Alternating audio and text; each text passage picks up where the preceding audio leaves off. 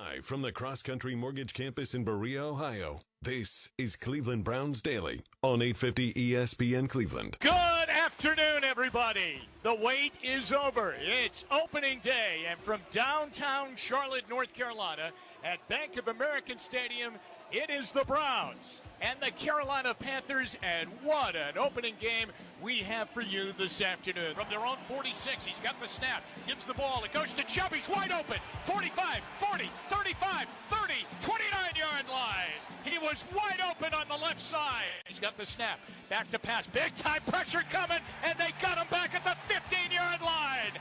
The pressure came left, it came right, and it was devastating. John Johnson, the third, blew in along with Ronnie Harrison and Anthony Walker. Out of the shotgun, Baker waits and takes the snap. Drops, looks, throws, and again it got hit and tipped, and it almost ended up in the hands of Grant Delpit on the deflection.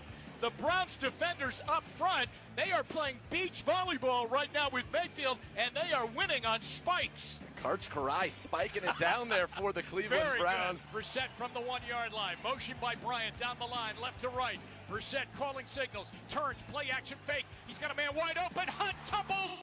Got it. Touchdown. Mayfield looks, fires middle, and that is picked off. Delpit's got it at the 40-yard line of Carolina. Gives the ball and Hunt blasts through. 15, 10, corner, 5, touchdown. He's got two of them. Kareem Hunt, one by air, one by land, and the Browns lead 13-0. On second down, Mayfield out of a shotgun, takes the snap, drops, looks right side. Oh, he got buried. Myles Garrett buried him back at the 26-yard line.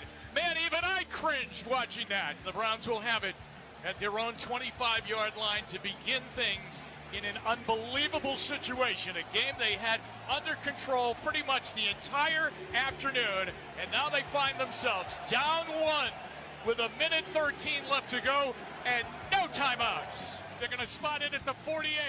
It's a 58-yard field goal attempt by the rookie from LSU. Cade York trying to win the game for the Browns. 13 seconds remaining. He lines it up. Bojorquez with his knee on the ground at the 48. Hewlett over the ball. Snap back. He's into it. Line drive. End over end. The kick is up, and it is. And it is good. Cade York hit the field goal from 58 yards out with 8 seconds left to go in the ball game. Here are your hosts, Bo Bishop and Nathan Zagur. All right, you guys ready? Yep. You're up. Oh, it's a fun Victory Monday edition of Cleveland Browns Daily as we do it live. Merely Bo and the Great Z, who you heard on the call of a thrilling, good Lord, did we have to have it, 26-24 win over Carolina. You decompressed yet, my friend? Yeah, we're hot, a little hot. I'm good. Yeah, I can't even hear anything out of my ears. But who cares? Who needs to hear? I saw it with my own eyes. The Cleveland Browns find a way to get it done for the first time since 2004 on opening day. And the best thing, and, talk to a lot of people in this building, and they will tell you, yeah, we won. There's a lot we got to clean up. There's nothing better than cleaning things up after a win as opposed to cleaning them up after a heartbreaking loss. So this was an unbelievable moment, an unbelievable kick by Cade York for 47 out of 50 plays, and just an insane defensive performance. We'll talk about the 3 later on, but you did enough to win. And while this offense could have done a lot more, you still scored 26 points. And I go back to remind people, had we done that consistently last year, we win the AFC North. And so there's plenty of room for improvement there, but a huge win. And it just gives everybody a week, I think, to relax. It's a different feel, obviously, than it would have been. I think it's the beauty of football in this sense. If you go back a year ago to today and you were to poll our fan base, and the simple question on the poll is this: have you ever heard of Cade York? My guess is that the overwhelming vote, other than people who are Baton Rouge natives or LSU fans or who watch a lot of Southeastern Conference football, and there probably aren't a whole lot of those in Northeast Ohio, the overwhelming response would be no, we do not. 1 year later, he stands over a 58-yard kick with, I would say, as he's lining up, I teased last week at the end of the show, like, if we lose, I'm not doing the show today. Yeah. Like, I literally I'm sitting there with the boys, and I'm going, you're on the edge of your seat. You're going, my God, if there is one, find the middle of these uprights, because this would have been a brutal show if there wasn't. God. No fun and no. no joy at all. And having seen him kick so often in camp, and seen him and paid attention at training camp and watched the trajectory of his ball flight, it was interesting because as soon as he kicked it, my wife and boys were like, oh no, because it started out way right.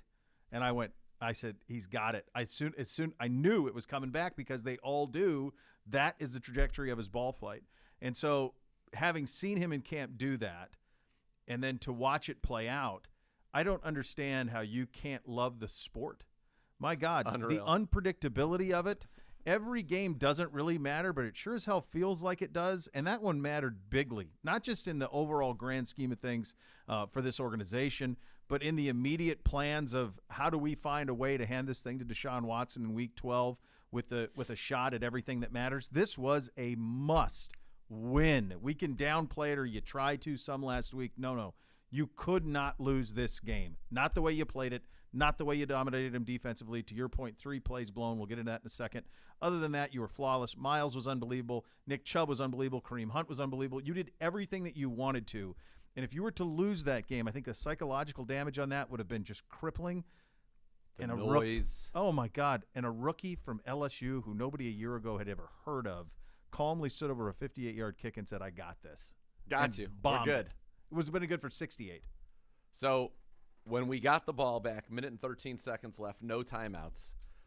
And we got a little bit of help. Brian Burns, I don't know what more you're supposed to do as a pass rusher, but these are the rules. Taven Bryan, I would have said the same thing on the roughing Hey, the we got passer called DPJ on the him. line. Was absolutely wild. But this was a team that clutched up.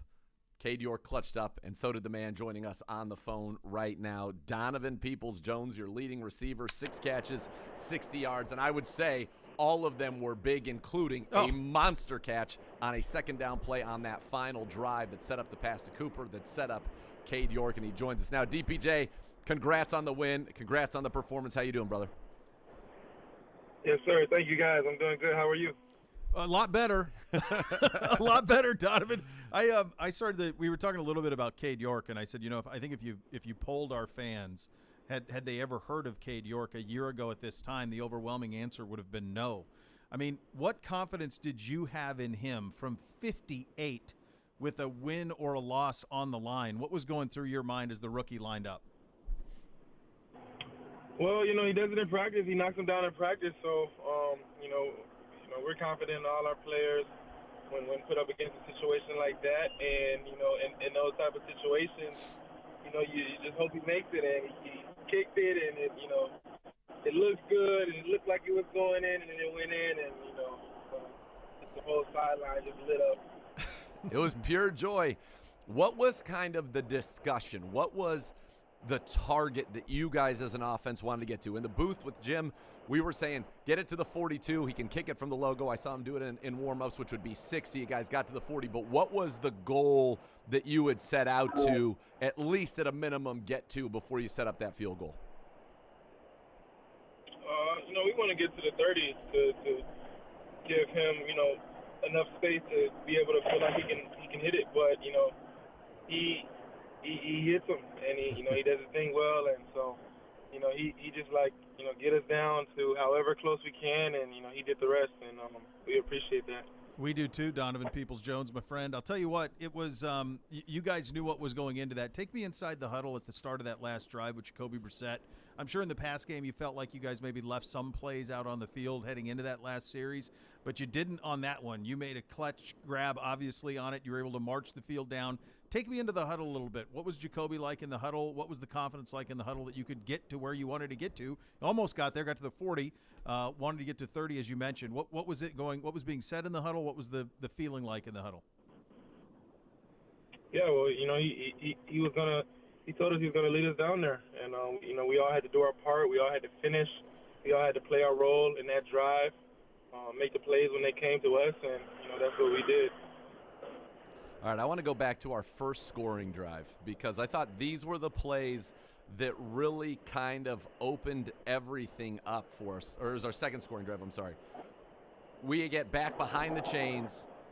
You get a big catch on second down, and then you make an unbelievable grab on third down. And that kind of did you feel like that kind of got some momentum going for this offense to get you guys in position, and then all of a sudden you reel off touchdown, and it's 14-0? Yeah,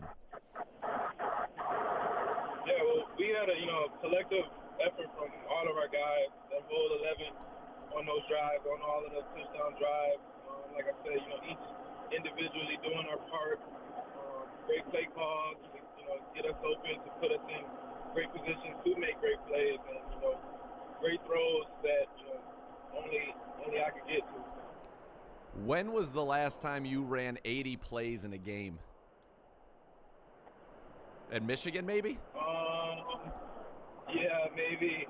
I mean, I have to look back at that. That's a lot of offensive plays in the NFL, and play 72 is the one which I think a lot of people will remember. You make a catch there. Kareem does a great job picking up a blitz. Jacoby's about to get hit by an unblocked nickel blitzer from the back. He throws a strike to you, and you catch it with a guy right on your back.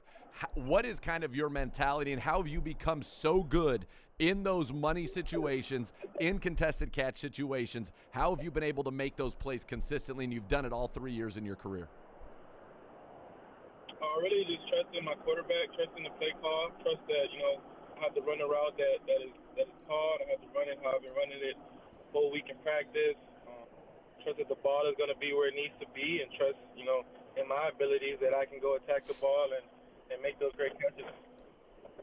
Yeah, and it certainly was, my friend. It's been a long time since we've started a season 1-0 around here, and obviously you haven't been here for all of that. But just what does it mean to start a season not having to chase right away, to be 1-0, to have a victory Monday, to prepare for a week 2, knowing that you already have one in the right side of the ledger with a victory? It's a great feeling. It's a great feeling to go in on the road, week 1, fairly, a lot of new guys to this team this year. So that was our first, kind of big test in a real game situation, and we're away, so it really feels good to come out of there with a win and on to next week now. What was kind of the message today as you guys got to come in, and I know it has got to be much sweeter to adjust, make adjustments and grow from a win than it is certainly after a loss where you'd be lamenting, what held you back. But what's kind of the mentality for this football team? What did you guys see on tape, and what's the direction getting ready for the Jets? Just continue to improve, continue to strengthen our strengths and strengthen our weaknesses. Continuous improvement every day, day in, day out, each week. So that's pretty much what we're focused on. Donovan, congratulations on the victory. Thanks for being clutch, buddy. We appreciate you a great deal. Thanks for your time. Enjoy your victory Monday. Yes, sir. Thank you. My guy. Let's go. Donovan Peoples-Jones, clutch in that game. The weight, it felt like the weight, and you and I were talking after you landed yesterday about it wasn't just the 58-yarder. Like, Cade stood over that one to make it 23 for a long time, and I'm like, that one made me nervous, like just standing over that thing in position to kick, waiting for what felt like, I suppose it was like 15 seconds. It felt like a minute. It was more than that. It was about 20 seconds. Jeez. But I was just thinking to myself, trying to make a putt that I really wanted to make, even if it was an easy one, and relatively speaking for Cade York, that was an easy field goal. It just gives you I was talking with one of the members of the front office, and I said, I kind of made that analogy, and I go, it's just human nature that something bad is going to pop into your mind in that much time. Like, all right, make sure you don't do this instead of make sure you do this. And for him to be able to hit that one, I thought was incredible. And I'll tell you what, and I don't know if he talked about it much in his postgame, but he didn't have the best warm-up. And I wonder if that's why early in the game we decided not to try a couple of those long field goals that were certainly well within his range. He had missed. He mentioned that postgame, but he really did mention it. Yeah, he had a couple. He missed like 2 in a row right, and then tried to make a correction with his swing, missed like 2 in a row left, and it was just And then obviously in the game he settled down and got into his process and was clutch. But I wonder if that played a role early, because our first 3 drives all ended up in their territory, and we did not score any points, nor did we attempt any field goals, even though we probably could have. And, those are the drives. There was a play to Amari Cooper, a play to Kareem Hunt, and then certainly one to Donovan Peoples-Jones. I think it was our 13th offensive play where he had an opportunity to just rip one to DPJ off of our first play-action boot. And he did not. But, we could have also tried some field goals. And I think for him, it's funny. I think about, sometimes basketball players that are like lighting it up in, warm-ups, and then in the game they don't hit anything, and it's because it's a different pace. And sometimes a bad warm-up leads to a great game. And, hey, he did it when it mattered. And I said, Jim had kept saying it felt like Hollywood and Charlotte. He said that before the game. All the hype, Baker, their quarterback, the whole deal. And then the way that it played out, honest to God, was Hollywood-esque. I mean, we're up 20-7. It was a horror movie for a lot of Browns fans in the fourth quarter, because you've lived it so many damn times, and you were thinking, my God, now he gets to do this to us? Really? But that's and then I mean, when they scored, you just went. It's weird, and I don't know if Gibbe felt this way in there. Well, I know what Gibbe was feeling. I don't know. I've always believed he was going to get to kick a field goal, and for whatever, I just felt like he was going to make it. I didn't care where it was. I didn't care if it was a 70-yard. I just felt like he was going to get to kick one, and he was going to make it. I don't know, and it did, and of course it did have the feel of so many Browns games of years past where we were the better team. We should have won the game, and yet we let them hang around. We made a few mistakes, and all of a sudden we just slipped on the banana peel, and it's over. Yep. And it did have that feel, but this was traditional Hollywood with the Game of Thrones twist. It did. It did have that. Too bad you don't have a light. Speaking of, the Carolina Panthers have one of the best studios I've ever seen in my life. Studios? Like for their team? It would look like we were at the SiriusXM headquarters. I mean, really? It was unreal. Anyway. But you got to go to the stadium for it. Yes, and you're no windows, no human. You are not at the facility. You're at the stadium. Yeah. And they said we redid. They redid their building, and they're like, and it was in the blueprint, and it got taken out. Oh. I'm like, well, that kind of sucks. On, off, cough, talk back buttons. Every mic. That's important. Those things are important. Yeah, minor details. All right, but what were you feeling, Gib? What was your vibe? Oh, I mean, Carolina made the kick, and I've seen it. 10 years of doing this. You just are like, I had this sick feeling in my stomach.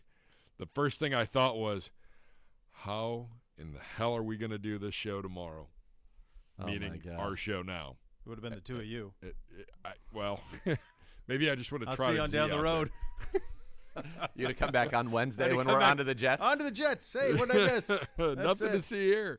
No. So, I mean, when things like that happen in the past, you start to kind of, back behind the scenes, you start to kind of tear down certain things that you don't need, frankly, because we have a time crunch. We have 40 minutes to tear down 3 hours of setup, get downstairs, get our gear on the truck, or we get left behind, and we got to find our own way home.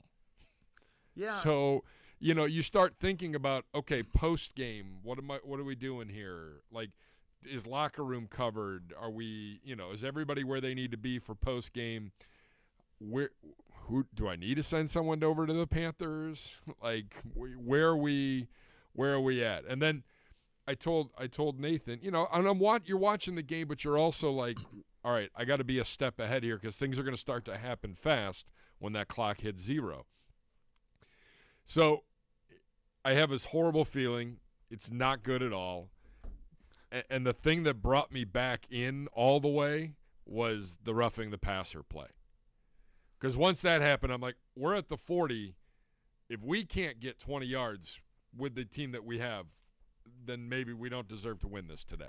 But I think all of those were legitimate questions. And let's acknowledge the elephant in the room here.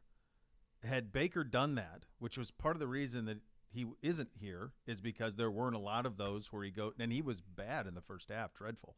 The Boo Birds were. Well, it was real. It was justified. It was all of the reasons that you moved off. were You exposed. saw it all. It was all there. The That good was and the bad, by the way. I was going to say that was a microcosm That was the of everything. The whole experience was yeah. right there for Yeah, you. good and the bad. But you know damn good and well, had that had happened, not only would he probably literally be dancing on your graves, literally, but the NFL world would have been dancing on No your graves doubts. in celebration. So there were so many layers to this. It wasn't just another opener. It wasn't just another hang in close and we blew it. It was the human aspect of a guy we picked number one, who we had for 4 years and said, this ain't it to beat Kansas City and the Chiefs and or in the Chargers and the Bengals and whoever else. Like, that ain't it. Although he's very good against the Bengals. But the reality is that's not it. But then he gets to beat you? No, can't happen. So that added only to it exponentially. There's no doubt. And what has happened because of the fact that it came down to such a dramatic finish, and it involved Cade York making a 58-yard field goal for the Browns to win, the game's almost an afterthought. In fact, what actually transpired on the field, it feels like a total afterthought, whereas had the converse been true, the game would have been micro-analyzed. And look, there's a lot of good, and we'll talk about the good. Our ability to run the football. James Hudson was terrific at right tackle. Yeah, he was. Our defense was terrific. Taven Bryan, Jordan Elliott, Tommy Togiai, Perry on the interior of our line, which was a question mark, was terrific. MJ Emerson in his first start may have been our best corner yesterday. I mean, there are a lot of positives that we'll talk about in great detail. Kareem, Chubb, the whole deal. But that would have been, the talk would have been focused on all the negative. Breakdowns in coverage, which should not happen for a team with guys that have been in this defense for 2 years and you know, big breakdowns, massive breakdowns that basically fueled their entire offense, by the way. And, you know, it would have been about, did Jacoby play well enough? What do we need at quarterback? What blah, blah, blah. All of it. All of it. And now it's all, like I said, we get to exhale here. The fact is, you beat a team in the National Football League that, quite frankly, you should have beaten. Now, they were favored over you for the majority of the week, and it ended right around a pick 'em. Some places I saw the Browns favored. Some places I still saw Carolina favored. You should have beaten them, but you went on the road, new quarterback. It wasn't perfect. There is room for growth. And as I was talking with one of the guys on the staff here today, you know, said, you know, that could have been like the Kansas City game. So guess what? Their win count's the same as ours. Same. You can't. You don't get 2 wins for blowing somebody out. And by the way, Arizona's in a little bit of trouble. You don't say. You don't. Did he see? Cliff. Hold on. Do you see his Hot quote? seat, baby. Did you see Cliff's quote? No. We need to have better practice habits. Anyway, we'll save that for later. But I mean, when you think about what was in the contract and is now out of the contract, and then that's your first week's assessment, nonetheless.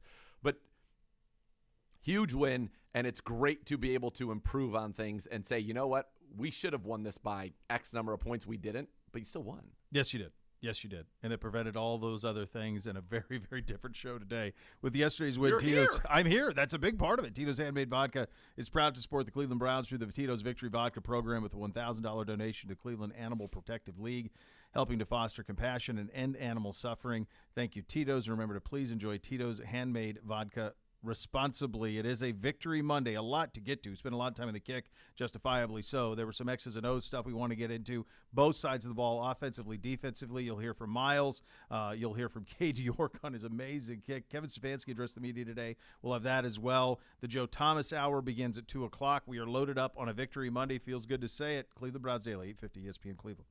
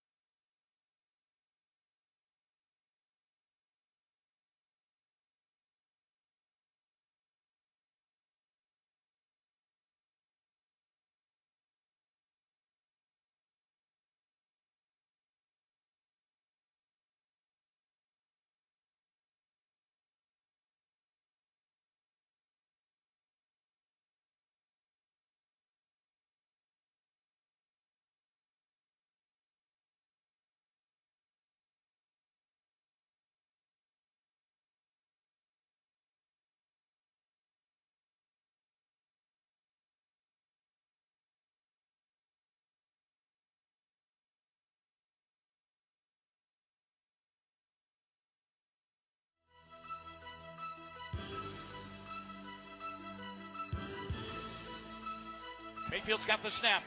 Back to pass. Looks, throws. McCaffrey over the middle, caught it, and then they lateral it back. From behind, they make the tackle. Myles Garrett ends the ball game on DJ Moore.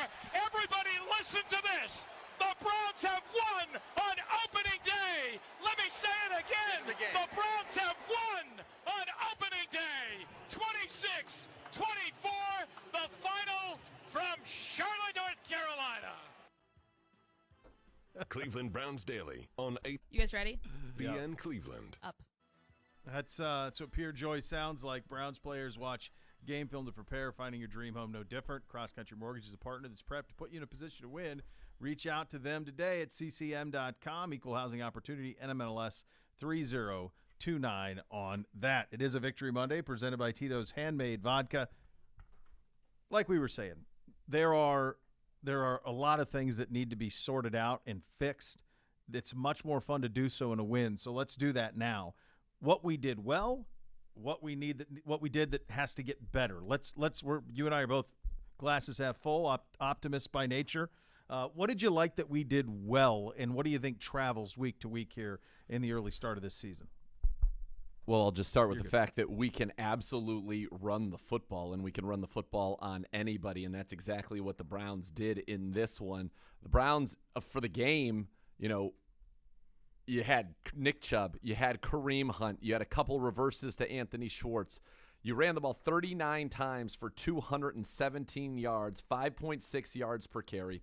I thought that you were able to impose your will. You ran for 11 first downs. You had 6 runs, 6 of more than 10 yards in this game. You were great after contact. That's the staple of our two unbelievable backs. You had 163 of your 217 after contact, 4.18 a carry. That travels. You absolutely can run the football, and that's what this team did, and they did it very, very well. And so that's number one. Number two, you kept your quarterback clean. You did a good job keeping Jacoby Brissett in a good situation. Now, this is going to be a flip side, okay? I'm going to give you two for one. We've got to be better from a clean pocket. That's where you've got to make your money in the NFL. You've got to be 70% completions. You've got to be at least 7-8 yards an attempt. That's where you've got to shine. And yesterday, Brissett was kept clean 70% of the time, but only 52% completions, 4 yards an attempt. That's where we must be better. When everything is blocked up for you and it's all working, we've got to be a better football team. But I think offensively, that's what travels. The strength of our line, the strength of our running backs, and our ability to protect our quarterback and give him opportunities to make big plays. If you listen to the show, it went the way that we said it would go, that it would have to go for us offensively. We just didn't make the plays in the pass game that were there. The layups had to be layups. Some of them weren't, and that's the reason that this is 26-24 instead of 42-24. And so that's something that you can't live with that tight of a needle to thread. You can't live that way week to week in the NFL. You got to hit on some of those layups. Jacoby missed some. I don't think he will going forward, but he did this week, and that's something that's got to get cleaned up. You're right. And you're not going to be – here are two stats. From a clean pocket, 13 to 25, 101 yards and a touchdown, 52% completions, as I said, 4 yards an attempt. He will be better on that. I guarantee it. Here's the other thing. Play action. 9 play-action dropbacks. We were 1 for 5 for 1 yard, and the only one that was completed was the touchdown to Kareem Hunt at the goal line. Yep. We will be better off of play-action. That's what the Cleveland Browns do. We are one of the best play-action throwing teams in the league, so that will improve. That's where it will get better. I feel pretty confident in that. 38 touches.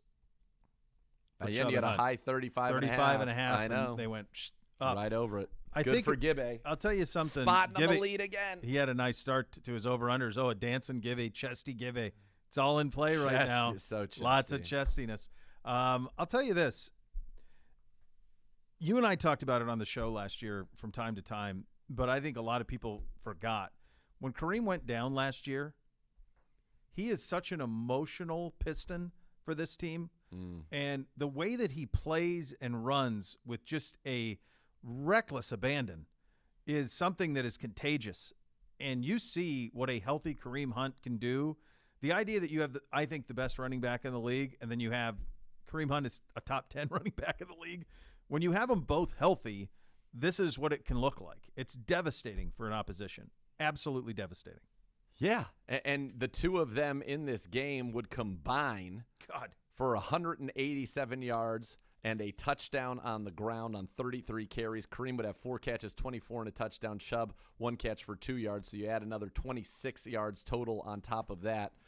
And so you're over 200 total yards and 2 touchdowns from that backfield. And, yes, Kareem gives you a lot emotionally, a couple key third downs. And here's something I want to stress as well. It probably felt to people watching the game like the Browns ran a ton of third downs. A ton. Mm-hmm. And you would be right. 18 third downs. Now, we did a pretty good job, 8 of 18, and I thought Jacoby Brissett, some of his best throws, and Donovan Peoples-Jones' name was called quite often, came on third down. Last year, and the goal of this offense is to get a first down on first or second down 50% of the time. Yesterday it was about 20% of the time.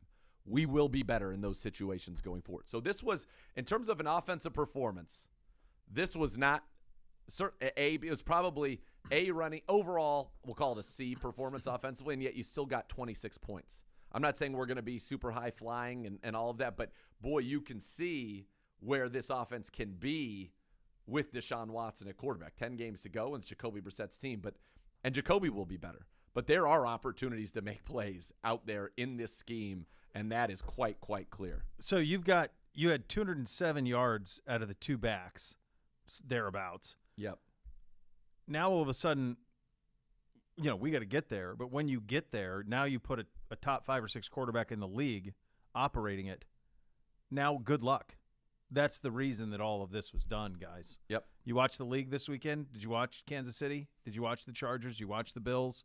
That's why this was all done, because you're trying to win a Super Bowl, and that's the deal here. And Jacoby will get better. The other thing we do really well is we have Miles. So that helps. We did – okay, this defense is talked about, wanting to come out and be the number 1 defense in the NFL, right? That's really what this team had talked about. The Browns showed that for 47 of 50 plays. For 47 plays, and in those 47 plays, you have 4 sacks. You have an interception. You limit the Carolina Panthers offense to 108 yards on 47 plays, 2.2 yards per play, which is defense that you don't ever see in the NFL. Mm-hmm. And now you'd say, well, teams hit chunk plays. Not one of the chunk plays they hit were because they did it wasn't just the course of normal football. Yeah. You had 2 blown coverages, unacceptable. And I know that the Browns feel like they are unacceptable situations as well. And we can break down those plays in a little bit, but unacceptable. And then the other chunk play they got was 28 yards off of a drop snap when everybody went for the ball, and then Christian McCaffrey picked it up and was able to run for it for 28 yards. So abnormal stuff that's got to be cleaned up. Make no mistake about it. Got to be cleaned up. More fun to talk about cleaning up after a win.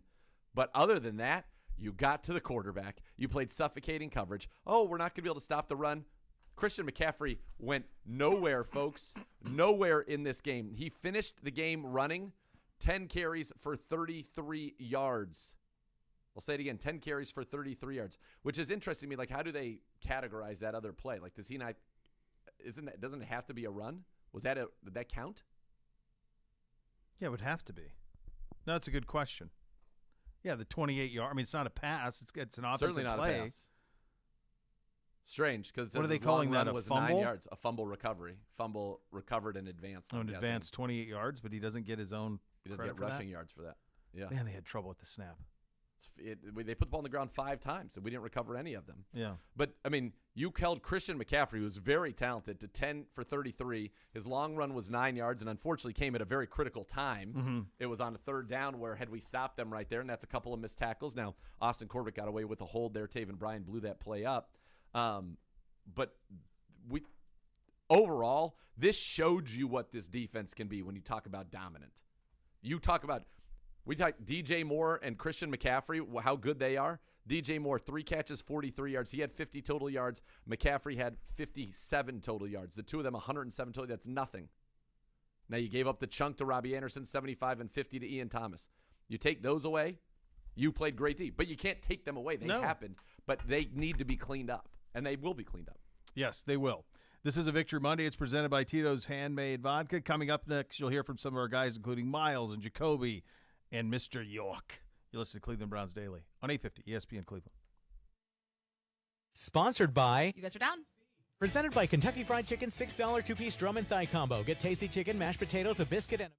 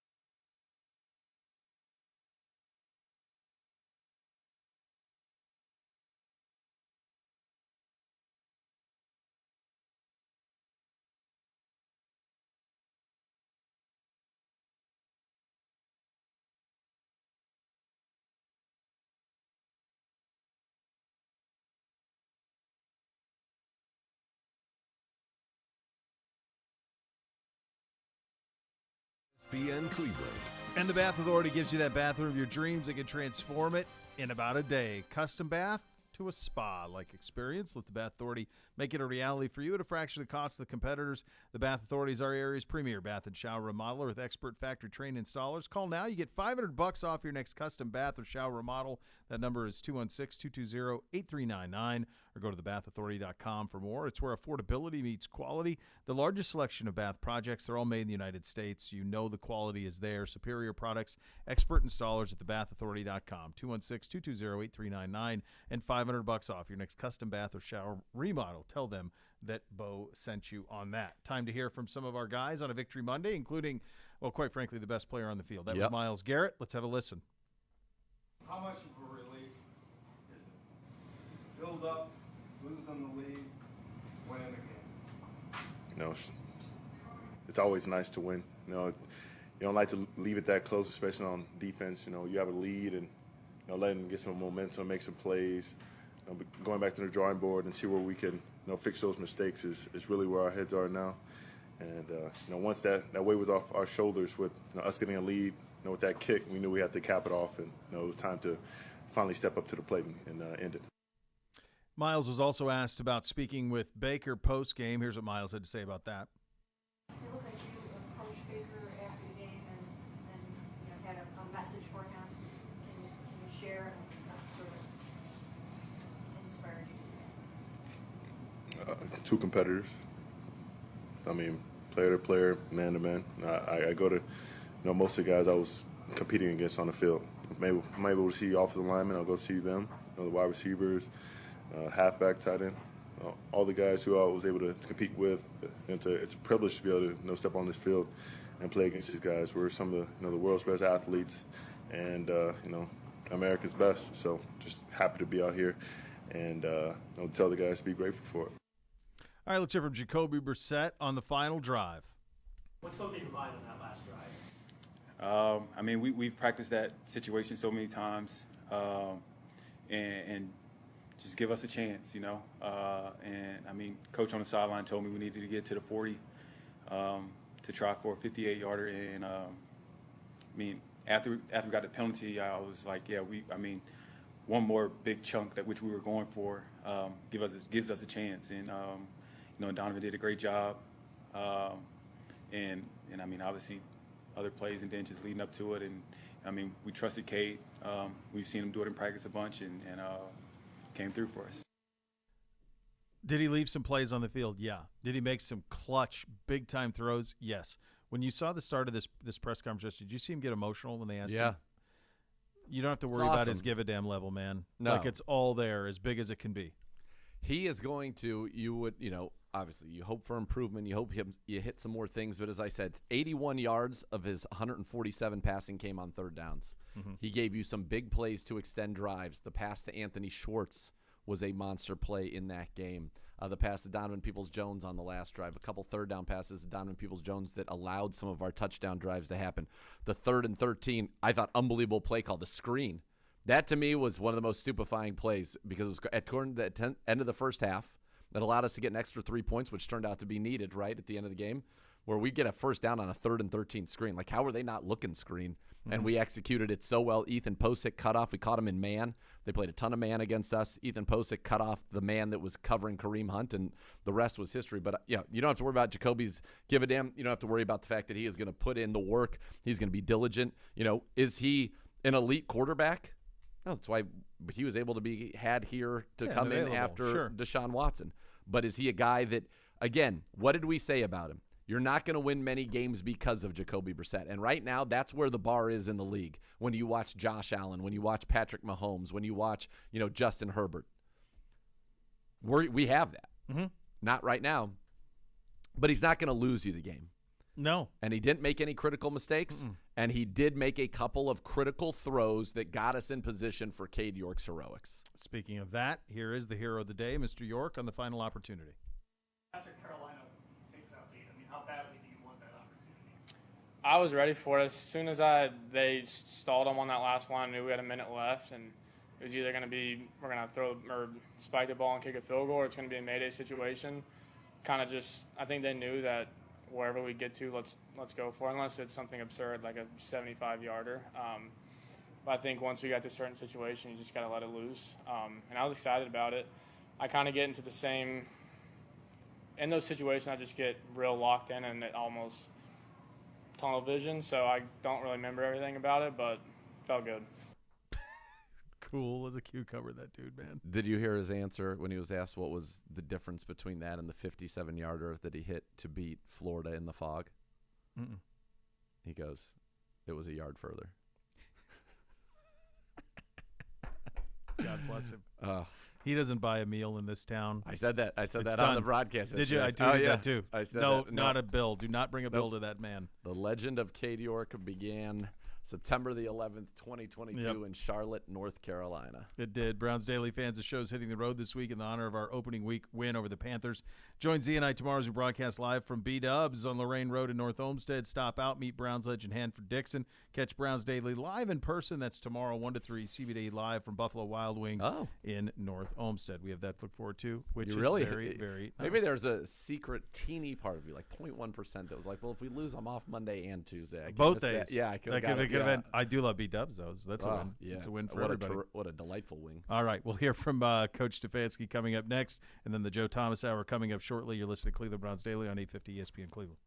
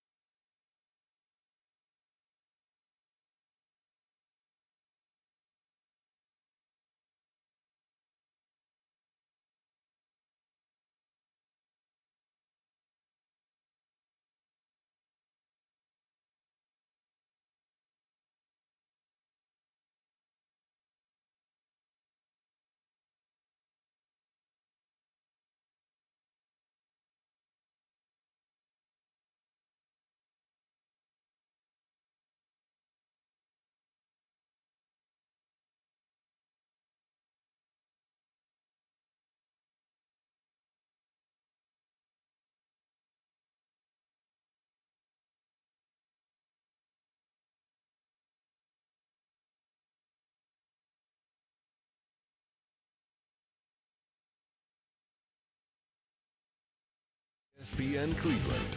And Browns fans, the Kevin Stefanski Show. Remotes are back. Compliments of our friends at Bud Light. Join Z and Gerard Cherry Thursday night, 7 to 8, West Park Station, Lorraine Road in Cleveland's Cam's Corner area. Meet Browns linebacker Anthony Walker Jr. Check out Thursday Night Football as the guys get you ready for the home opener on Sunday for that one. And now here's your coach, Kevin Stefanski, at the podium from earlier today. Like we talked about yesterday, good. You guys are down. Thought it would be a 60-minute game, and it was. And the guys fought to the very end. Plenty to clean up, and that's what you have to do. You can't just say, "Hey, we got to win. Let's move on." There's stuff that we're cleaning up right now as we speak in those meeting rooms, and then we got to turn the page. So as exciting as it was, we got to turn the page when the players walk out the door here in about an hour or so. We are on to the Jets. So that will be our mentality. But some unbelievable individual efforts yesterday that we're really, really excited about. But really looking to the things that we can improve and clean up and just get better, because we have to continue to get better throughout this season. And with that, I'll take any questions. Thanks, Kevin. I hope you got me okay. My internet's a little wonky here. So you mentioned needing to clean some things up, but in terms of kind of leaning on your ground game, getting some plays out of your defense, hoping your special teams improve, did it kind of follow the plan that you had hoped? In some ways, Tom, I know that game in particular, we really could have pulled away earlier. Going 1 for 4 in the red zone. We double dip at the end of the half. We get a field goal, get the ball in the second half, get a field goal. So you score on consecutive possessions, but only 6 points. So there are opportunities to be better early so that you don't have to kick a 58-yarder at the end. Along those lines, Jacoby had a couple misses early on, and then afterwards, Kevin, he was emotional about this opportunity for him. Do you expect him to kind of settle in a little bit, not only just getting kind of the first game jitters out, but just embracing this opportunity that he's got? Yeah, I think like all our players, Tom, I really do believe that he can continue to get better. I think he will continue to get better. Having said that, I know there were some misses, but the throw to Donovan, the second to last completion there, I know we completed it to Mari to get to the 40, but that throw to Donovan with a player bearing down on him who's unblocked, standing in the pocket and making that throw, that's big time football right there. So he can be better, but really, really proud of how he finished that game. Speaking of Donovan, Kevin, it really looked like he just made every contested catch he possibly could, was such a factor out there when maybe some other guys were struggling a little bit. So can you just comment on his game? Yeah, Mary Kay, really from the beginning to the end, early in the game and then late in the game and throughout, he made the plays that came to him. You mentioned the contested catches, some of them on third down, some in the 2-minute there. And that's a very valuable asset to have as a receiver, where even when you're covered, you're not. So for him to go up and get the ball was impressive in a bunch of those moments. Yeah, Coach, I don't know if you can reveal how many snaps Kareem and Nick played together, but just curious as what you thought of that combination and how it can grow. Yeah, I don't have the exact number, Marla, but yeah, it's something that we're always going to explore week in and week out, what we feel like gives the defense a tough time. And there were plenty of snaps versus that defense of looks like that. So we'll continue to explore those type of things. Part of the offensive game plan is always to do what we do, but also try to do things that may give them problems. So moving forward, definitely could see something like that growing. And in terms of Nick, he's leaping over the line. I mean, is that the most kind of dominating, not in terms of stats, but just the style of running from Nick that you've seen in your tenure? He had 2 runs, Marla, late in the game. I'm not going to tell you the name of the play, but two runs late in the game consecutive that are as good as there is in the NFL. Making guys miss, jumping over people, playing physical. It was a sight to behold. I know miscommunication happens defensively. You had 2 big ones yesterday that led to points, obviously, that 70-30. And then the one right before McCaffrey's touchdown run. It's something we saw last year, too, where there were mix-ups. And granted, last year you had so many moving parts in that secondary. After going back looking at the film, what happened on those plays and how do you clean that up? Yeah, that was really disappointing because we played really, really good defense yesterday. And to give up 75 yards and 50 yards and even on the fumbled snap, and then they pick it up and get 28 yards. That's a lot of yards on 3 plays. And those were just, moments for us just not doing our job. And yes, there are miscommunications, but those type of things should not happen and we'll get it fixed. You're up. All right, good stuff from Coach Stefanski there on the other side of this quick timeout. A little man known as The Hoff. The Hoff, as the pure joy on a Victory Monday continues right here on Cleveland Browns Daily 850 ESPN Cleveland.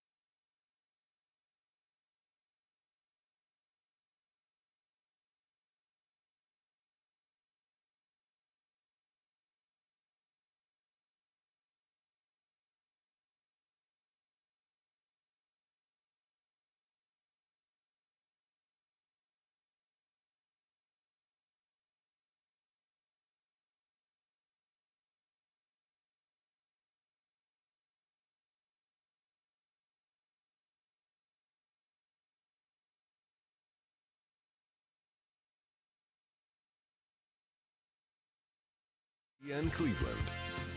All right, second hour here on a Victory Monday edition of Cleveland Browns Daily, presented by Tito's Handmade Vodka. Joy, relief, all Pure of the joy. above. You heard it. All of the above, my friend. I don't even on that know one. what sound it was that I made. And I am still very upset. I will not make sounds going forward. So if you liked it, enjoy it, treasure the one. That's all you're going to get.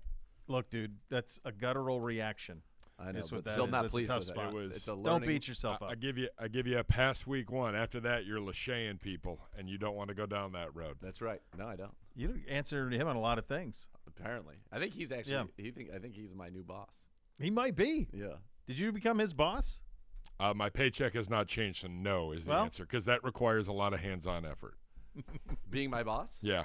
What do you mean? What do you think about the dismantling that our next guest gave you on Friday in 2 minutes? Just an absolute, he burned your house of cards. Pretty to the good. Pretty ground. much did. Yeah.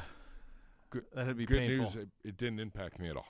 Oh my God, the Hoff. You're the one person whose the Hoff's opinion does not impact. Wow. No. The Hoff's input is appreciated on a lot of things. I got That Joe. one? We'll ask him what he has to right say. now. 'Cause What do you think about Here this? is the Hoff. The Hoff joins us now. Yes. Oh boy, I got to tell you, it's a Victory Monday, Joe. I want you to take through your taking this all in yesterday, and Carolina goes up with a minute and change. What's running through your head?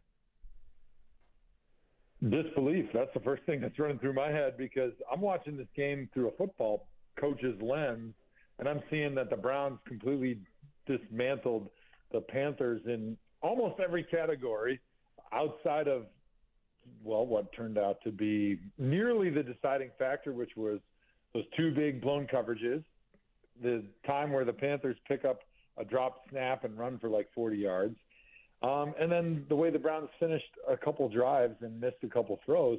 Like, this could have been a 30-point victory very easily if you just make routine plays.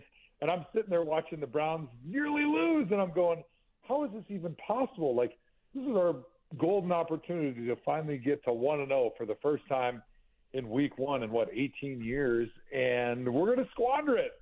But Cade York says, no, and brings pure joy back to all of Northeast Ohio, which I was watching it from my my condo in Cleveland and going absolutely bonkers. My kids were downstairs making trouble, doing God knows what. And I screamed so loud, they actually ran upstairs. They thought something had happened, like somebody got injured, or there was like someone in need of some serious medical attention. It was absolutely bonkers in my house. Hoff, when it went through the uprights and pure joy was the emotion and the elation, while one win is just one win, what does that actually mean, though, in the locker room to be 1-0 after the first week? The difference in terms of the outside and maybe even the internal perception of what went down on the field. How much different is it after a last-second win than it would have been had that kick missed and you're kicking yourself over the things that need to be cleaned up that led to a loss, rather than saying, okay, we won and we can still fix these things and get better? Well, that's the weird and fickle nature of sports. And I think part of the reason why we get so obsessed with these football games is, it's the kicker, right? Most people don't even consider kicker as part of the team, but yet the fact that he's able to make that changes your perspective on the 140 plays that happened before that. You win that, he makes the kick, you're feeling confident about all the decisions that the organization has made in the last 9 months. As a team, you're thinking, yeah, we can rally behind Jacoby Brissett. Maybe not his best game as a professional, but he led us to the victory. We see the formula that the team has laid out for us: play defense, run the football, don't make mistakes at quarterback. Like, all of a sudden, you're believing everything that's being sold to you from your coaching staff. As a fan, you're believing everything that the franchise is telling you that are reasons to be optimistic about this season. And it's so funny, it just came down to one kicker's leg. A guy that had played no games in his NFL career, who had plenty of hype in training camp, but had never been in that situation in his entire life. And for him to drill it the way he did, which would have been good, by the way, from like 70 yards, was beyond insane. Like, usually when a kicker's kicking beyond 50 yards, the ball comes out with a real low trajectory, right? Because he's trying to get it there, right? He's got to hit it really low and hard like a line drive. But that kick by Cade had some altitude too. I mean, it went way up in the air and curved back in and went right down the middle. You could tell right after he hit it, if you watched Cade's reaction, he knew that thing was golden and that he hit it absolutely perfect. Yeah, Hoff. I mean, and you had the preseason games, obviously, and you were at camp a bunch like we were.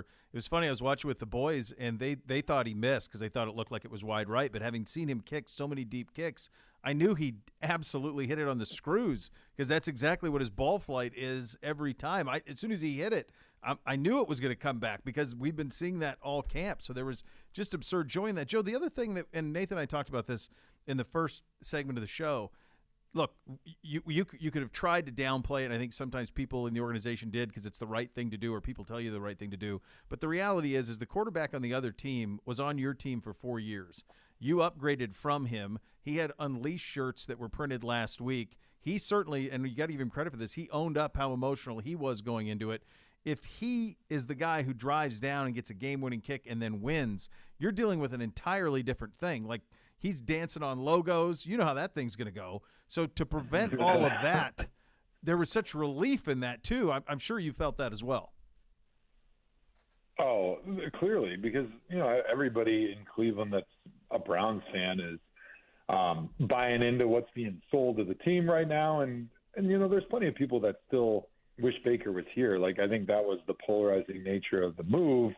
But for the people that feel good about the roster that's there right now, obviously this was a huge referendum in their own mind, right? And you guys have been hitting the nail on the head for the last couple of weeks calling this game the referendum on the decisions and the moves that have been made. And certainly if you have, like most Browns fans, convinced yourself that this was the right move and they can win it all this season, you know, just like I used to do as a player, like, hey, these are the reasons in my head why I'm going to give my best effort because this team deserves it because this is a Super Bowl roster. Now, whether that's true or not, it doesn't really matter. That's just the mentality of NFL fans, right? Because that's what makes you want to watch. Like, if you don't think your team has a chance to win the Super Bowl, it's hard to spend the emotional currency that you do every Sunday watching your team and cheering them on. And had it gone the other way, to your point, like, we know that as much as Baker tried to downplay it after the game where, well, you know, this is not the Super Bowl. We got 16 more games. It wasn't going to be that emotional. No. The script would have been completely flipped. Had he won, he would have been dancing all over the place. There would have been flags being planted.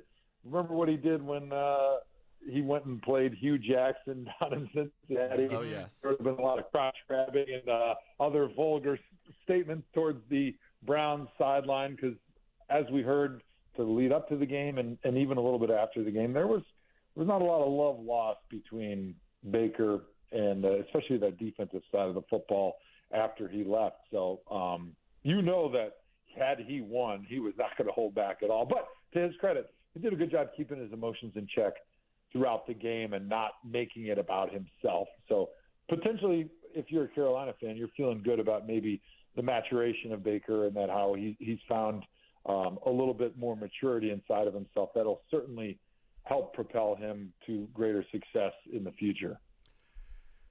I mean, the funny thing, and you go back to, you mentioned that, you know, we talked about being a referendum. Like, it was a wonderful referendum for the majority of the game and saved 3 plays on defense. I mean, the referendum on defense, yes, this team is elite. Offensively, we put 26 points on the board. Fine. That's all we need to do with a defense of this caliber. We ran them. Everything was there. A few missed passes on offense, a few missed plays on defense. And, you know, it is a totally different game and one where you're going nuts. But the good news is one win, whether it's by 1 point, 2 points, or 30 in the case of the Chiefs, they all count the same. So, Off, let me ask you this. As a perfectionist like you are, and we'll focus on the defense, and I'll ask you a question about our offensive line. 47 plays for the Panthers, netted 108 yards. 3 plays, 2 blown coverages, and 1 fumble weirdo play that McCaffrey picks up and runs for 28, net 153. So you have 2.2 yards a play on 47 of 50 plays. Those 3 are going to be ones that they focus on. How do you deal with 2 busts that basically were the entirety of the Panthers' offense? How do you deal with that? How do you clean it up? How do you process that? What's the mindset of coaches, players to get that right when the Jets come to town? Well, I think you have to treat all the plays somewhat similarly because you don't want to fall into the roller coaster trap of well, this play had a bigger impact on the outcome of the game, so we're going to make a bigger deal about this. Obviously, it's important to illustrate, like, when you're in the secondary, any play could become a touchdown. And so being deeper than the deepest and not taking chances in situations where if the risk doesn't pay off, it's a touchdown for the other team is really important. So understanding the gravity of the situation is the same as a left tackle. I had to understand that every time we drop back to pass, if I miss my guy, it could easily turn into a sack, fumble, and 7 for the other team. Or worse, it could be that and your quarterback could be injured. So we always said that even more than defensive backs, there's more weight on us from everything that we do, because one of our bad plays could be giving up 7, and you could have injuries and quarterback situation issues. But with that being said, like, it's important for that defense to understand, like, every play that you make, it's important to try to be perfect in. And so that's when you're in the film room and you're just grading everything very, very harshly. You're going through it with a fine-tooth comb, because when you're playing against a better talent on offense, you know, giving up 2 blown coverage touchdowns or near touchdowns and then a busted play on that long run, like, that could be the difference in the game. And explosive plays, it's easy for us to sit here and say, well, you know, those couple explosive plays, if you throw those out, you know, we kill them. Right, which it's true, but at the same time, they are part of the game. Of course. So finding explosive plays on offense for yourself is huge, and then not giving them up to the other team is huge. And even though it's a very small number of plays, like, they have a huge impact on the outcome. So I think being a little bit more careful about trying to pick and choose your risky moments would be a good coaching point for that defensive secondary. But you could just see in their eyes, they were trying to put Baker's career in a body bag by going pick 6 on him in those situations. And while you give them credit for trying to go for the jugular, you got to be a little smarter about the situation too. Joe, I want to ask you about the offensive line and kind of the offensive plan in general. We had touched on a lot last week. Z was quick to point out that he thought we'd run a lot at those defensive ends. We did with great success. Thought Hudson was really, really good. Yes. In the way that he played. What did you make of what we did up front? Ethan Posick, by the way, first started center. I thought he pointed himself very well, but I'm no expert. You are. What'd you see? Well, first of all, I want to highlight James Hudson. I thought he was probably one of the guys most improved in training camp. And it carried over to the game. You always wonder what they're going to look like in a full game setting with a full game plan, a lot more to think about going against premier talent. And I thought he held himself up really, really well. I sent him a text right after the game that I was really proud of the way he played and the growth that he made, because that's cool. When you struggle a little bit as a rookie, especially if you have to go in there and you weren't really ready, and you know, James is a guy who hasn't played the position very long, it can be easy to kind of lose that confidence. And it's not as bad as quarterback. If you lose confidence as a quarterback, it's hard to ever get it back. But as a lineman, it can be tough to get that back if you don't play well and you're out there for quite a few Sundays. So for James to be able to go out and play as well as he did, I was really proud of him. And I think that is part of the reason why we're seeing the Browns take their time putting Jack Conklin back out there. I mean, he's been practicing, and I think they would maybe rush him into service a little quicker had James Hudson not been so ready to perform as well as he did. But overall, I thought the offensive line played really well. I mean, ton of time for Jacoby Brissett nearly the entire game. Obviously, you're rushing for over 200 yards, so you're doing a great job. You know, as much as Stefanski's background is zone blocking, they're doing way more of the pin pull type stuff, getting those guys out, because that's what they do really well, you know? And I think Jed being newer to that, and James being newer to the pin pull stuff, they've obviously picked it up really well, and you see those guys lead blocking a ton on that stuff. So offensive line, I mean, hard to say anything but an A for a grade. Yeah, I think you go back and you put on the coach's tape of the Kareem Hunt touchdown. I think the Chief, Hudson, and Wyatt Teller, the three of them, that was like flawless. It was perfection, and he was able to go untouched, unfettered into the end zone. I thought it was very encouraging the way the offensive line played, and then we'll end with this one here before I know we got to get to a break. Myles Garrett, oh my goodness. I mean, highest graded player of the week at Pro Football Focus, but you don't need grades you just need to have functioning eyesight to see that he is as dominant as anybody in the league. There's no doubt. It was funny. I did the pregame for Gibby. And somebody, we were talking about we were talking about keys to the game and where I'm going to be watching, and I think I was talking about the linebackers and Christian McCaffrey. I thought that was really important, and it kind of turned out to be towards the second half. For whatever reason, Ben McAdoo forgot he's got one of the most explosive playmakers in the backfield, and Christian McCaffrey didn't really use him at all in the first half. Started using him in the second half, started to open up things for his offense. But somebody said something on that pregame show about Myles Garrett versus the rookie, and I just started laughing because I really had nothing to say, because after what we talked about on Friday when we had Chase in there, and you guys were talking with me about like the things that Ike Ekwonu at left tackle, who is a rookie, doesn't do well, are the things that Myles does the best. So this is really a beyond worse matchup than you could possibly imagine, and it turned out to be completely true. Like, Icky, I think he's going to be a good player, but he's got a lot to learn. Like, he takes pass sets and he opens his shoulders really quickly. He leans heavily on his left arm, which is bad because if you get that knocked down, now you're leaning forward and you're not deep like you should be because you've already opened your shoulders and you haven't given yourself a chance to really kick back off the line of scrimmage. And what does Myles do best? He gets off the ball, he bends really low, and he runs around the corner. And he bends. Like, this is the worst possible matchup in the history of football. And what happened? Like, honestly, I cannot think of one time where I saw one-on-one where Myles didn't run by him completely, almost nearly scot-free. Like, there were several times where Icky didn't even get a hand on Myles. It was like he closed his eyes to punch Myles, and Myles dipped, ducked, dodged, and all of a sudden Icky opened his eyes, and he wasn't there. And he was sacking his quarterback. It was one. I don't know if you guys saw the one time Myles got into the backfield so fast and so clean, he actually went in front of where Baker was, which I don't know if I've ever seen before. Usually you're missing the sack and the quarterback stepping up. Like, he turned the corner so fast, he was actually in front of where Baker was, and I think he was surprised or he would have had the sack. I do remember that play. Yeah, it was that that dominant. All right, just getting started here with the Hoff. Coming up next, we'll hand out some game balls for a Victory Monday. This is a Victory Monday presented by Tito's Handmade Vodka on Cleveland Browns Daily, 850 ESPN Cleveland.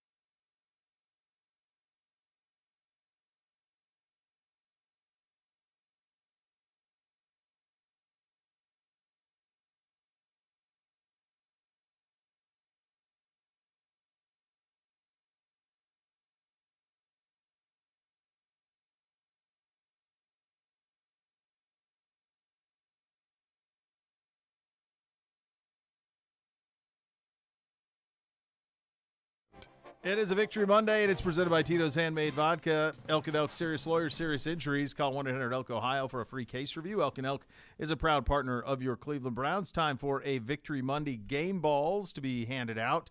Let's start on the offensive side of the ball, and let's start with the Hoff. Who you got, Chop? Who you got, buddy? Yeah, I'm going to go ahead and follow back up with James Hudson. I thought he played really good football. There was obviously question marks going into the game if Jack Conklin could play. And I thought he did an outstanding job and could be a huge part of this offense moving forward, because we know that injuries are part of the game on the offensive line, and to have an offensive tackle to be able to step in there and play as well as he did, I think is huge for this offense moving forward.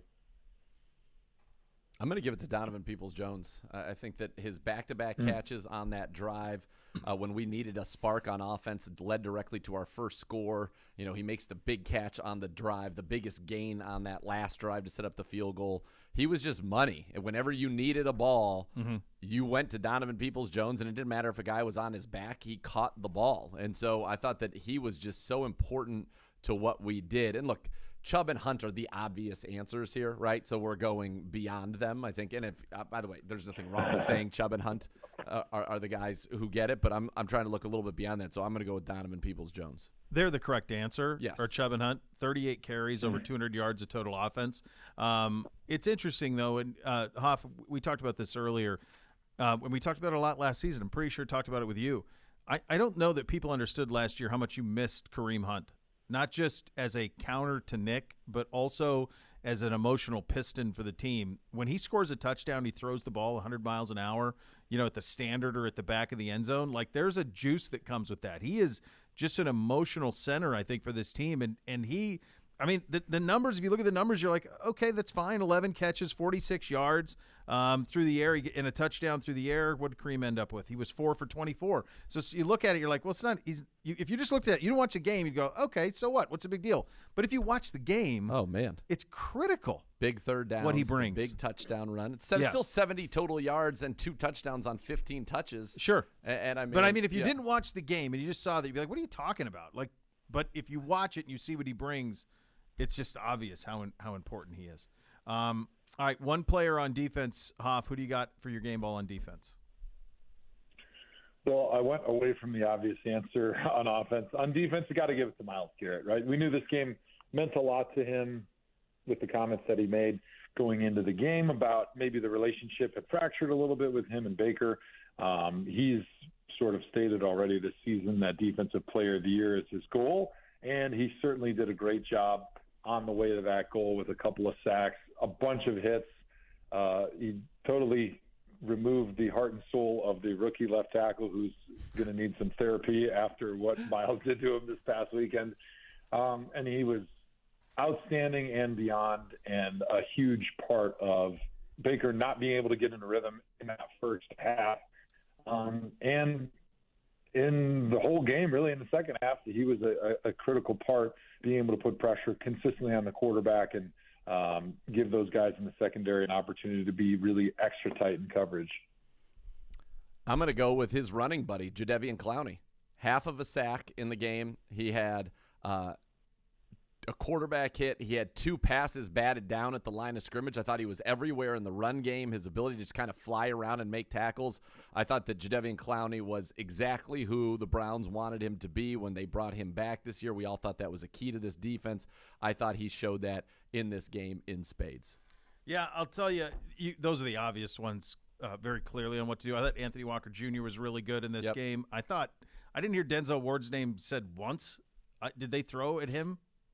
Not often. Ever? He did have that one pass break when Baker kind of floated one, and he was able to get a pass defense on it. That's it. I mean, it was next to nothing for Denzel Ward in this game, and that usually means you're doing a pretty good job as a defensive back when that happens. Can we just give a collective? Can we give all of the balls to Cade York on the wild card? Yeah, I mean it's Cade like York. He gets all the balls, right, Hoff? Yeah.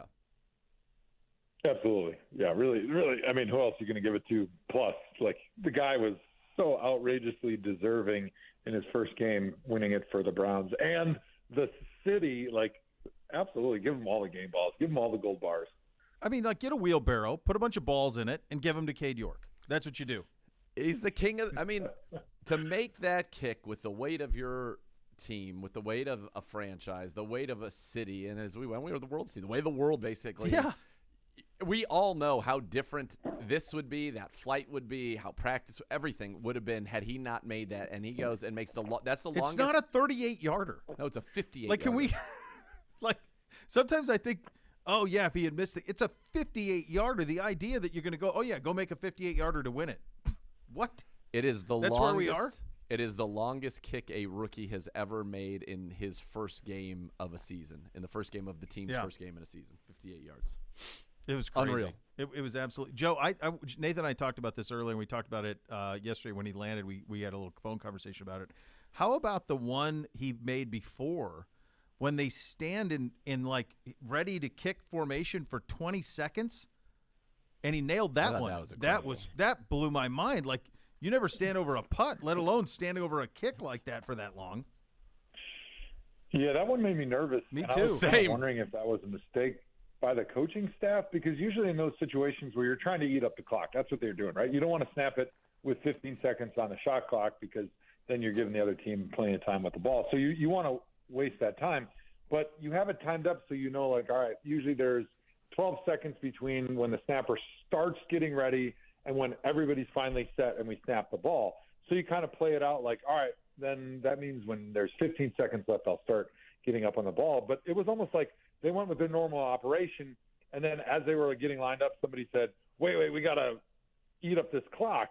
And so they're just sitting there, and I'm thinking to myself, can you imagine what's going through their head? Have you ever just truly laid there or sat there in a chair and tried to think about nothing? Yes. 20 seconds. Impossible. It's really impossible. Your mind wanders so quickly to other things. Like, that's the secret of meditation and why it's so difficult. People have a hard time thinking about nothing. It's like, just try it today. Everybody that's listening, the millions of people back home, try to take a minute and think about nothing. It is almost impossible. And so if you're a long snapper thinking about one of the most important plays of the day, and you're sitting there with your head between your legs, you're thinking about all the things you shouldn't be thinking of, which is, don't screw this up.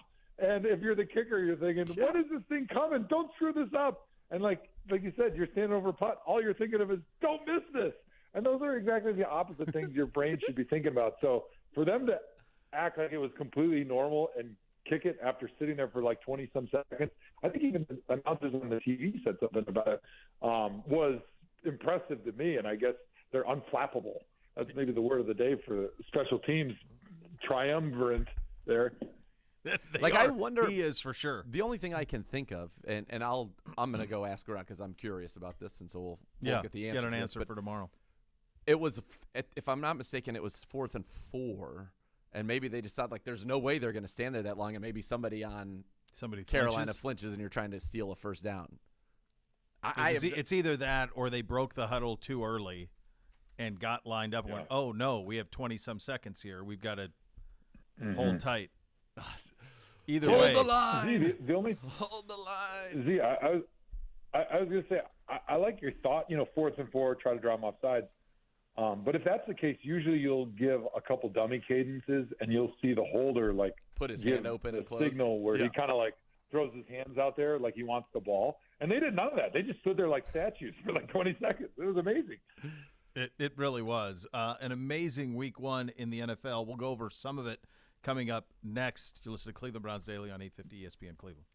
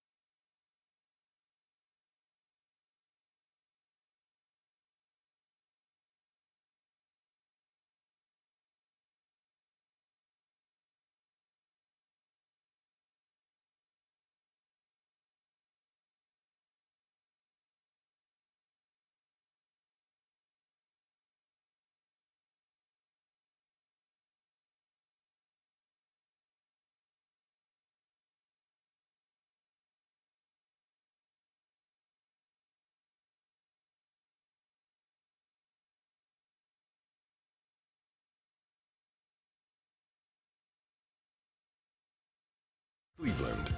Rumpke Waste Recycling, family owned and operated. Whether you join them as a customer or as an employee, you'll become part of the family. Visit rumpke.com to learn more. It is a Victory Monday presented by Tito's Handmade Vodka. And in an NFL that provided what yesterday provided, let's not ever lose sight of how important it is to actually win on an NFL Sunday, because, Hoff, there was so much going on yesterday. I could lead you in any number of ways, but what jumped out to you in a wild week one of the NFL? Well, I think the job that Mitchell Trubisky did in Pittsburgh for them was really impressive, going against the Bengals, who they're one of my favorite teams coming out of last year.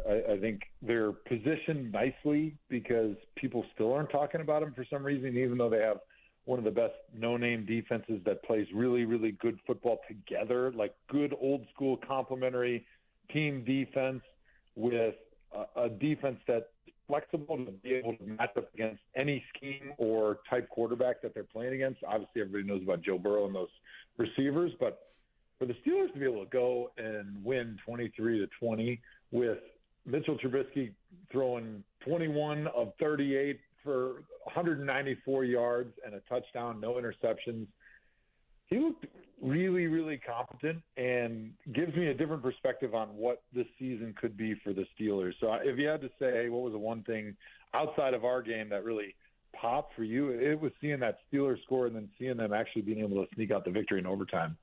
I mean, everything that happened for Cincinnati in that game. Burrow had 5 turnovers by himself. They had 3. And they barely won. 3 field goals that went off. They had an injury. It looks like could be a season-ending injury to their long snapper, which contributed to all of it. They couldn't get that operation down, and they were so money on those last year in the postseason. How about you, Z? What jumped out to you, big picture? Big picture was just that, you know, there were a lot of teams that we had talked about as being playoff and or Super Bowl contenders that I thought didn't look good. The Rams, starting on Thursday Night Football, did not look good. The Bengals didn't look good. The Indianapolis Colts rallied to tie the Texans, a team we thought were tanking. The Niners-Bears game, that's in the rain, but the Niners did not look good, and there's probably already questions. Why aren't we playing Jimmy Garoppolo? Why don't we just play the guy that we know can get it done? Did you read Football Morning in America this morning about I did apparently not. Kyle and John Lynch had a team meeting and said, look, you're going to have to rally behind this guy, behind Lance, because if you don't, this thing's going to go off the rails, all the while bringing back the one person who could force it off the rails. Now, here's the thing for them, though. By keeping him, I mean, and correct me if I'm wrong, but if you're the Dallas Cowboys, aren't you calling and getting Jimmy Garoppolo right now? Tomorrow. Yeah, right? I mean, that's the only way you save that season after, and they were dreadful. And then it's now starting, because I feel like this is a multi-year trend. Does Aaron Rodgers, you're in Wisconsin, is he just not interested in week ones? Like, didn't they get smoked by New Orleans a couple of years ago, and then they go on to be the number 1 seed, and they just got smoked by Minnesota in this game? Yeah, sometimes they just need that good butt whipping up front. But I don't know. To me, the Minnesota game exposed some significant flaws there in Green Bay. While they really haven't had anybody to catch the football besides Devontae Adams, Aaron Rodgers has always been able to make it work, because with Adams, he could put the ball exactly with pinpoint accuracy wherever he needed to, and Devontae Adams was going to catch it. But he had nobody at receiver that stepped up for him. And when you don't have that outrageous, otherworldly quarterback to receiver combination, it just makes everybody worse. And I think you start to see some of the flaws in your team when you sit in a situation like that, and going against the Minnesota Vikings team, who we know Kevin O'Connell. He was in Cleveland with us. He was a quarterback's coach. Yeah, smart for dude. At least a year or two when I was there. And so you know that they're going to get that cutting edge offensive schematics, that approach that attacks your defense's weakness. It makes it difficult on the defensive secondary elements, because they don't understand the immediate difference between run and pass, and creating separation in the secondary with that play action. And Kirk Cousins is a guy who's been around the league a long time, so he knows how to take advantage of defense. He's run that scheme with Kevin O'Connell previously, when he had Shanahan and Kubiak and those guys. So I think they kind of ran into a difficult situation there against the Vikings. But if I'm the Packers, I'm a little bit nervous, because there's no superheroes coming through that door to help play receiver. And if they don't figure things out how to throw the ball, I know in being in Wisconsin, some of the commentary this week has been, or today has been, Aaron Jones didn't get enough handoffs, which I understand, but that's because you didn't have anybody at receiver who could catch the football. Yep. Yeah, it was. I mean, the Christian Watson drop was absolutely crazy. Guys, think about this, too. By the way, some big injury stuff. You mentioned the Dak stuff. He's out 6 to 8. Sounds like T.J. Watt isn't going to be a season ending, but he's going to be out a while in Pittsburgh with the torn pec. Kyle Fuller done for the season in Baltimore, so that happened today. We got the news on that. Just to buttress the Packers' point, Packers so-so, Cowboys disaster with or without Dak. I don't think the Bucs looked good at all, despite they win. Arizona looks like garbage. The Rams didn't look good. By the way, Philly almost gave it up to Detroit. Who's good in the NFC? Hoff, who's good? Can I say that? I don't know. I don't know. Like, I mean, that's a great question because the teams that you thought who potentially were going to be really good, like, okay, Rams, they lost 31-10. Buccaneers, yeah, they beat the Cowboys, but I think this is the year the Cowboys just kind of implode, especially now that they lost Dak.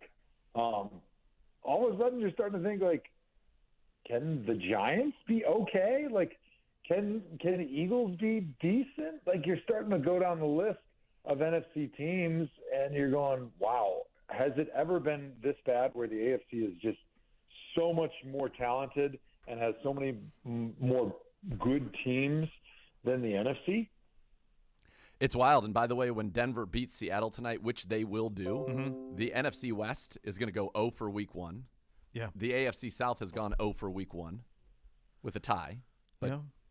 I mean, it's wild. But to your point, the NFC and whipped in the AFC. The NFC West whooped in all of those games. Here's the thing that's interesting. Now, you would have said, okay, they're playing a team that's tanking. There's no way that they should lose. But New Orleans coming back on the road, Jameis having to throw them back and being able to do so, they're going to get their defense together. I think New Orleans is going to be a pretty good team. I think they'll be valedictorian of summer school is what it feels like to me. But that's what we're talking about in that conference right now. That's where we're at. Yeah, I think that's it. You still feel you don't want to. It's 1 week. Like, I'm sure the Packers will get it sorted out. I'm sure the Bucs will get better. The Rams, I think their problems could be a little more finite. I think they're big problems with Arizona. Huge. Like, if anybody thought they were going to make any step, I don't see that happening. Minnesota could be very interesting if they can keep it going. I like the fight out of the Lions, but the NFC East, I don't see it. And then the South, if it's Bucs, Saints, that Carolina team wasn't much. So I don't think we've ever seen the difference. And even some of the other teams in the AFC, Hoff, New England is hot garbage. Trash. It's stunning to watch. Belichick has presided over this. He's won more than anybody, greatest coach of all time. Their roster is no good. It's not. It's that simple. Miami whipped them in the game on Sunday. Guys, I've been saying this for a long time. Bill Belichick's the greatest coach of all time, and it's not even close. But the difference that he gives his team over, let's say, the second best coach in the NFL is so much smaller than people have realized throughout the years because they have Tom Brady at quarterback. When you have great quarterback play, it erases mistakes up and down the roster. And for years and years, Belichick has put the priority on, I want guys that love football over I want guys that have talent, which is great when you have Tom Brady at quarterback and you can get everybody else to buy in. You're giving them the best game plan to win every week. You've got the best process to get those guys to learn it.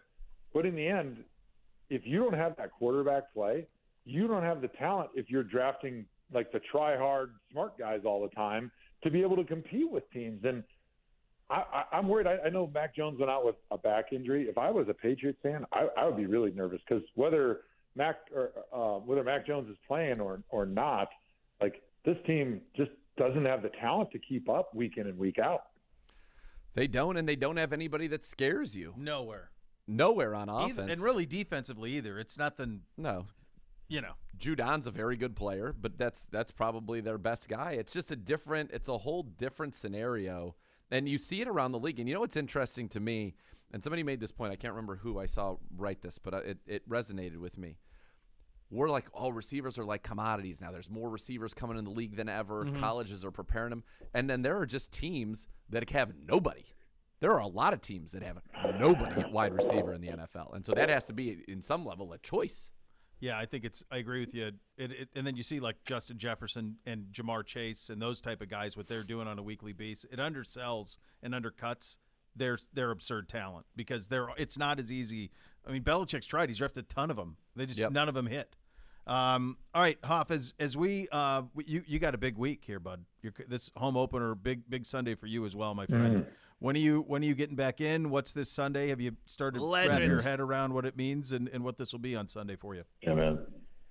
Yeah, we started doing some different media content things last week, getting ready for the game, and it's really exciting. I've been communicating most of the day with friends and family that are getting in town, just trying to get their travel and their hotel, everything's set up, and making sure that all the right people are going to be there. And my kids are so jacked. Like, they were really excited to watch the game with me on Sunday, and they made it about like the first 3 quarters, 2.5 quarters, and then they started pounding on each other in the basement, and it just turned to WrestleMania. But they're really excited to come in person to see a game because it's been a few years since we had the whole family there, and it's going to be really special. I'm getting in Thursday morning, going to do a little golfing with my father-in-law who's coming into town, which will be really fun. And then the Browns have an alumni golf outing on Friday, so getting 36 holes in there in 2 days, which I don't know if I've ever done in my life. So it's going to be a lot of fun, and probably at least 36 beers per day. So it's going to be a big celebration. I can't wait. And it's very well deserved, brother. Good talking to you, pal. Can't wait to see you this weekend. Looking forward to seeing you guys. Thanks for having me. All right, that's the great Joe Thomas, the Joe Thomas Hour of Cleveland Browns Daily. We kind of stumbled into that NFC topic. There isn't anybody who looked lights out in the NFC. Nobody. And how about the fact that we had Hoff? This is the Hoff's first victory Monday of his Browns career after week 1. It's true. It is true. Yeah. Yeah, it is. It's outrageous. Yeah. But true. Yeah, the tone would have been very, very different the other way. Thank God we didn't have to contemplate it. Yeah, I'd have been like, hey, man. Hoff might have said to hell with it, too. It might very well could have. And then Gibbe probably would have, and then this would have been a case where he's like, oh, no, Stevie, go do now the you show. Can do it. Now you got to do it. Now you get a chance. Yeah. All right, so much more to come, including a scores for tonight. We got Monday Night Football tonight. You're listening to Cleveland We've Browns. already started off profitable. Off on a good start. Cleveland Browns Daily, 8:50, ESPN Cleveland.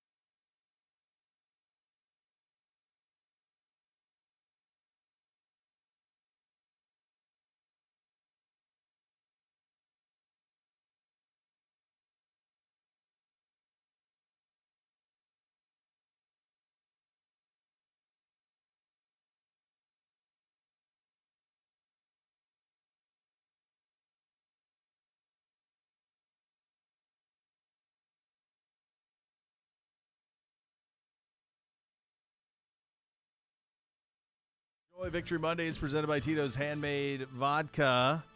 A reminder, Browns Daily fans, the show is hitting the road this week in honor of our opening week win over the Panthers. We will be broadcasting live from Buffalo Wild Wings on Lorraine Road in North Olmsted. Stop out, meet Browns legend Hanford Dixon. Catch Browns Daily live in person. That's tomorrow 1 to 3, CBD live from Buffalo Wild Wings in North Olmsted. Oh, I can't wait. I wonder if they'll have the Dragon's Breath wings back in honor of the House of Dragon.